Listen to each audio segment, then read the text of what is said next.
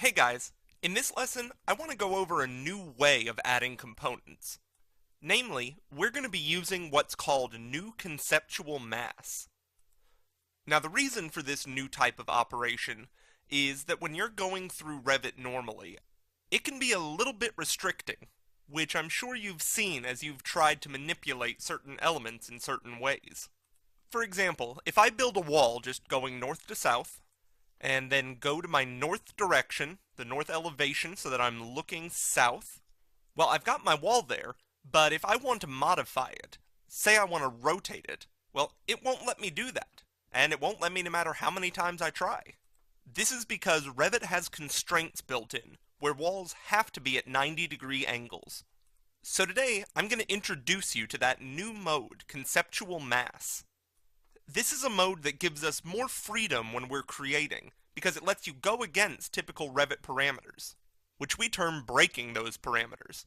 So to start out, under Families, go to New Conceptual Mass, and then when the window appears, you want to choose Mass. Now once you select that, you'll see that we have our basic Create functions up at the top of the screen. It's a little bit different than the Create tab for our families, but we still have a lot of the same things. We have the draw tools, there's insert, view tab, manage, add-ins, and modify. So in today's lesson, what I want to go through is starting to build a skyscraper. Not that you have to build a skyscraper in Conceptual Mass, but it's a good way to demonstrate how the Conceptual Mass tool lets you break those parameters.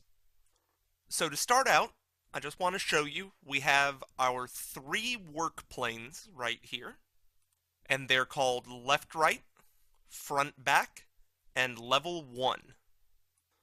So to start out, I'm just going to end up setting on my bottom work plane, and you can always show that from the Modify tab, and I'm going to draw a rectangle. Doesn't really matter what shape, I'm just going to make it a decent size, and then I will hit Escape twice.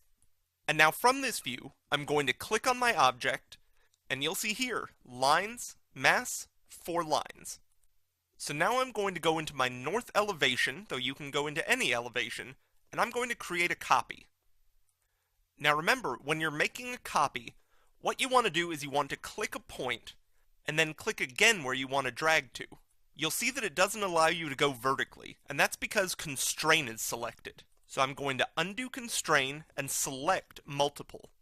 So I'm going to go up completely straight and place it, and then I am going to unconstrain again, go up straight another 60 feet, and remember, you can do these in any sizes or with any parameters that you want. So I'll go 80 feet, and then I'll hit Escape.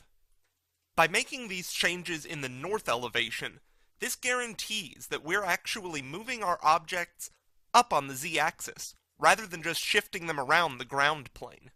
And now if we go into 3D view, you can see all 4 of the objects that we created. And additionally, you can see when we click on them, that all of our objects are together as lines. Now that part is important, because if they're not unified objects, but are a broken up series of lines, this next step may be hard.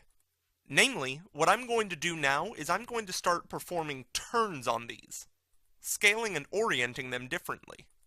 Alright, so I've got that one turned that way. Now I'll click Rotate again, keyboard shortcut RO, and rotate the next one.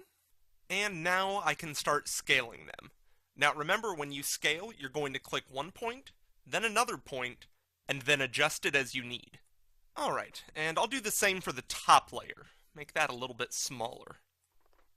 Alright, so now that we have our basic objects here in our 3D view, and just a little refresher, I'm orbiting around my model right now by holding down the Shift key, and then holding down the mouse wheel and moving it. So now what I'm going to do is I'm going to hold down the Control key and left click on each object, giving me a total of 16 lines. If you added another layer like we've done, then that would give you 20 lines. But now I'm going to go up to the ribbon and click that Create Form button.